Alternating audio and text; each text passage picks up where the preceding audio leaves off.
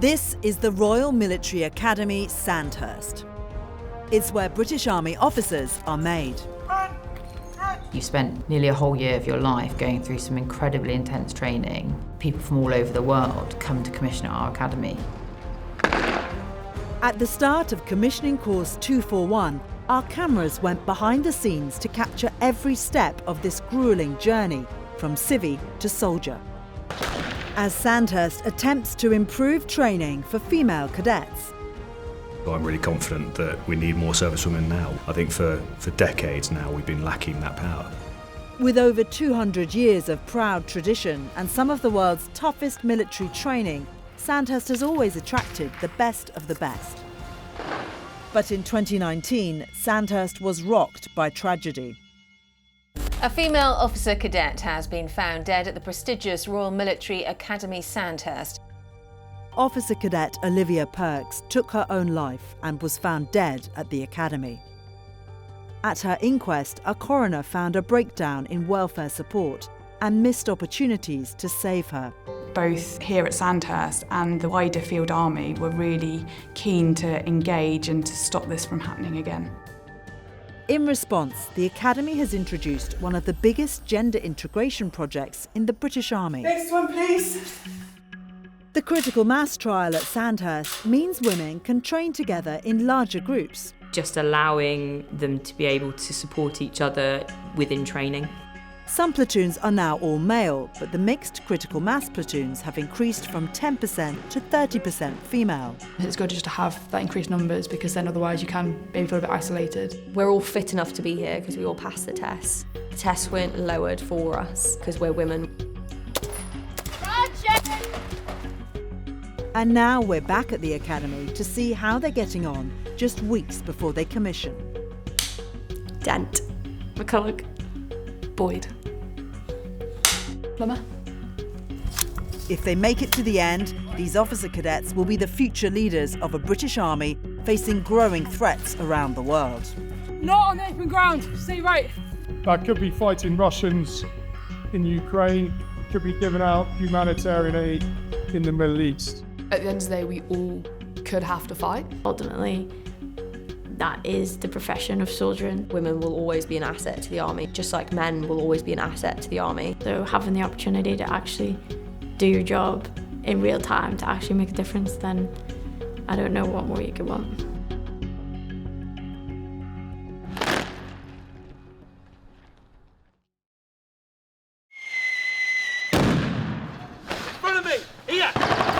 It's 6 a.m. on Grafenwehr training area in southern Germany.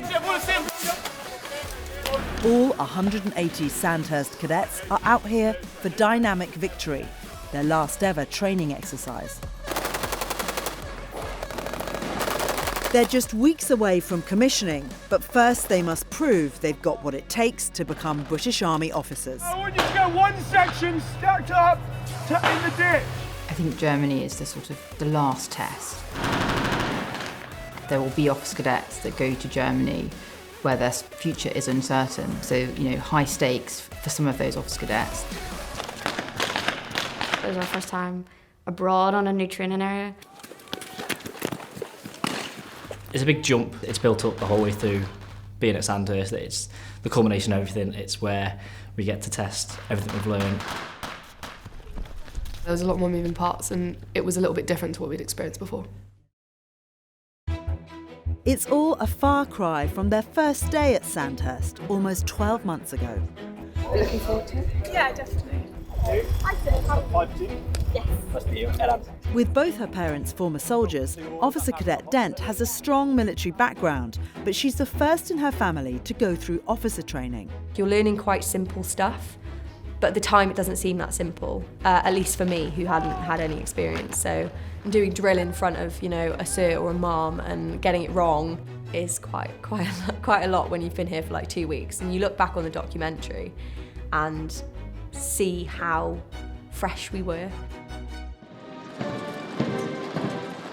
Because I remember being a junior and looking at the seniors and interns and thinking as if they were, the somehow different to us.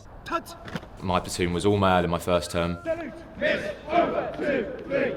We were then mixed up into critical mass platoon, so we had the women join us. But I think that just naturally having a breadth of, if nothing else, just experience, and as I said, that comes with both men and women, I think it can only ever be a good thing. I would say that we now have definitely the loudest platoon, which I love. I think it's great. So we had sort of the loudest girls join the loudest boys, and then it was a bit chaotic, but we have a great time.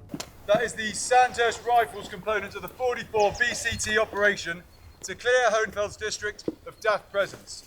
The final stage of exercise dynamic victory is the battle group attack. Any questions on the enemy situation? It's double the size of anything they've done before. A massive part of being a leader is anticipation at all levels, kind of knowing what the person in front and behind you and above and below you do. Okay, we will be approaching from the south. To help the cadets understand the terrain, they're given a highly detailed model of the battleground where they must fight. Landmarks to point out, you've got a water tower here, you've got mosque, which is building 3-4 out here. The FUP is to the south. It definitely helps in the moment because it allows you to see where you're likely to get caught, where you're likely to get exposed, because, you know, a hill will actually be shown as a hill. So you can see it a lot better than when you have a map or a picture of a village. Right, let's go, 2 seconds, move! The exercise imagines British troops deployed to assist a small host nation fighting off a mighty adversary. We were there acting as like NATO troops who'd been asked to be there by the government to help. The enemy that we were fighting had the same kind of capabilities. There's 3 enemy on the building! Really useful to get into that mindset of how the enemy work and operate and how you kind of get around it. You'll take different routes so that if an enemy does see you, then you're only seeing a platoon, not a whole company. Hedgehog across the road with the cover, let's go. I think that's the type of fighting that we're going to be going into if the future does look like it's going to go to war. Move! It's going to be about taking all these urban areas. Like, everywhere's just built up now. The modern world it's not easy, it's complex. It puts you under a lot of pressure. Right, 2 sections, take a knee. And it also teaches you discipline quite well. You're going to cover the shed, Brooker. You're going to cover just right of the track, in the bushes, stay in cover. It's exciting, and it's kind of all I've ever wanted to do, and it's become a little bit real now. Williams, on the right. So not on the open ground, stay right. But is taking up command in an army that's still nearly 90% male a daunting prospect? I really try not to view it as like a male and female thing, because I do personally feel that kind of sometimes causes more problems than it solves. So I think if I have an issue with an individual that maybe has views that are kind of gender-centric, then that would be its own issue. If I get there and there are kind of attitude problems, that will require addressing, but I'm not already concerned now. It's the reason we're here. Like, we're here to be able to, you know, have soldiers and progress soldiers and, you know, make the army a better place. We're primed, ready to go. I'm just waiting for the OC to tell me yes, and he's telling me wait out. As a battle group, it was our job to fight, clear through, and then be prepared to then defend that village from a counter-attack. The battle group attack was brilliant because you could see you had different company commanders, different platoon commanders, and you could really watch them working together, because obviously there's so many assets that go into it and so many moving parts, and it gets really complex. And adding to that complexity, a platoon of Slovenian soldiers are training with the Sandhurst Cadets, as well as key frontline assets to help them take on a sophisticated new enemy. We were fighting the Americans, who had their own crazy tactics and how they wanted to play enemy. They're posted there for 3 years, so, you know, they know all the tricks. They know every hidey hole you can find. When we did get launched, part of my section was killed instantly, so we were a bit disjointed at first. The platoon has also had to adapt to real-life injuries, which typically affect more women than men. It's part of the thinking behind raising female numbers in critical mass platoons. Then you think if you lost a couple of the females and there's only 3 of you anyway, you suddenly might find yourself as like the only one potentially, or one of 2. There were times where there were 4 of us and you don't know where the rest of your platoon is. So you kind of just have to trust that they're in the right place.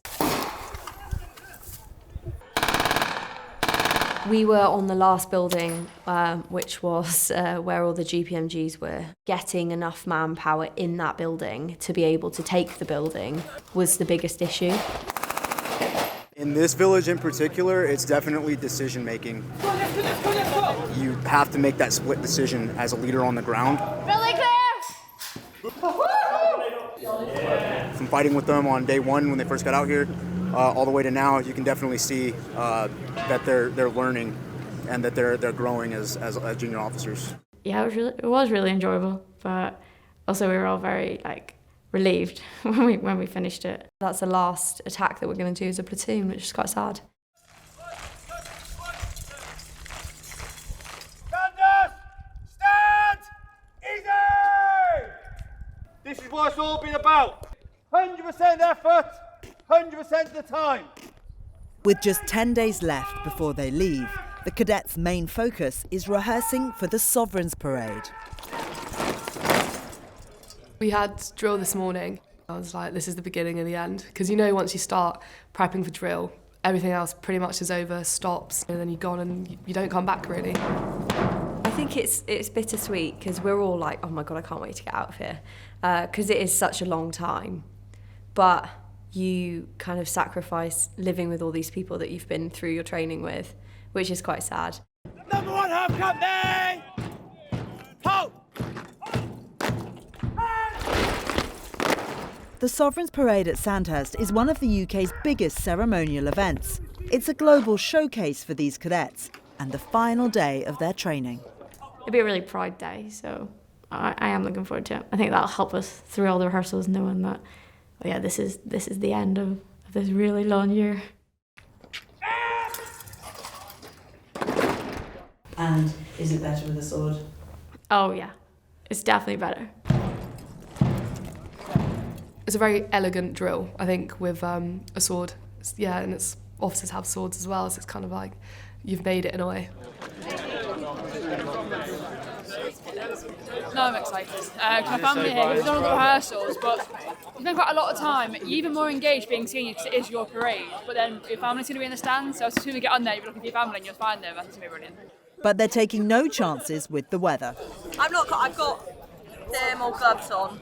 Oh my and a hair bubble wrapped there thick. Look, I've got thermal gloves. I'm quite bad at keeping my emotions under lock, so I think I'll probably cry. My colour sergeant will probably tell me to get a grip. Come on guys, keep pushing, keep pushing. A year of gruelling intensity. The officer training course at Sandhurst isn't easy to get onto or to complete. But for the women who took part in our original series, there's been an additional challenge to overcome. Across social media channels, not all reactions were positive.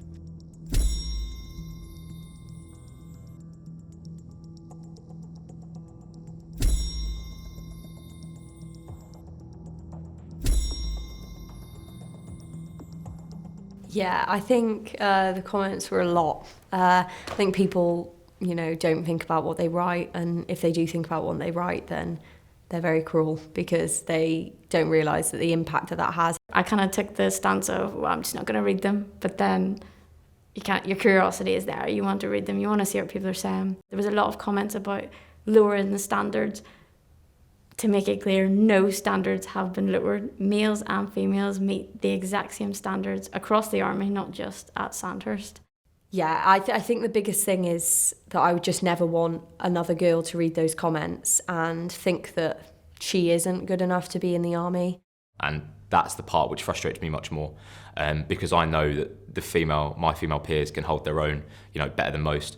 It's when people who've got absolutely no idea on their background of their performance see them get a prize and immediately go, oh, well, it's because you're women, and that's not true, and that's not right. Most importantly, you should be there for your soldiers, and you should be there for the people around you, and you should think about things. Running isn't going to win a battle or a war.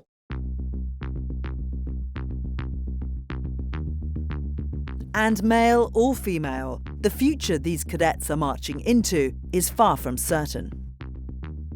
You join the profession of arms at a watershed moment and an army that is more relevant than at any time in my career.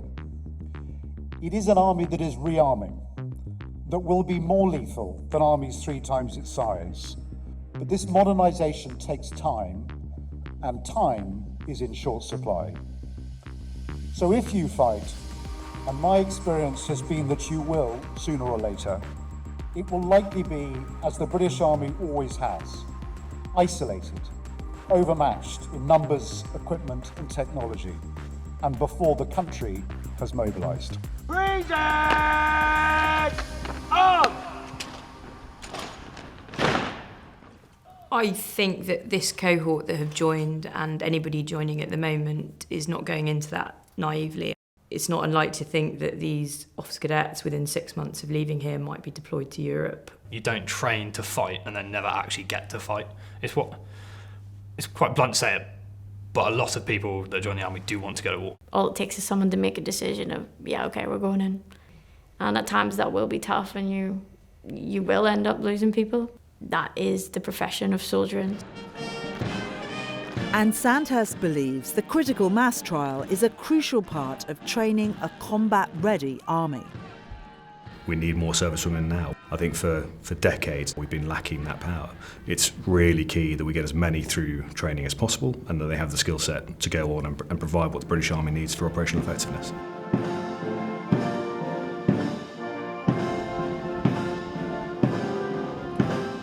Being an officer is a very privileged position to be in. Not everyone gets to go to Sandhurst, not everyone gets to commission. I've really enjoyed my time at Sandhurst, but I'm quite keen now to get on to the next phase. You're here to learn to lead soldiers, so I think I'm quite excited to get on to the next bit, which will kind of specialise me further into trying to get to do that. Having the opportunity to actually do your job in real time, to actually make a difference, then I don't know what more you could want.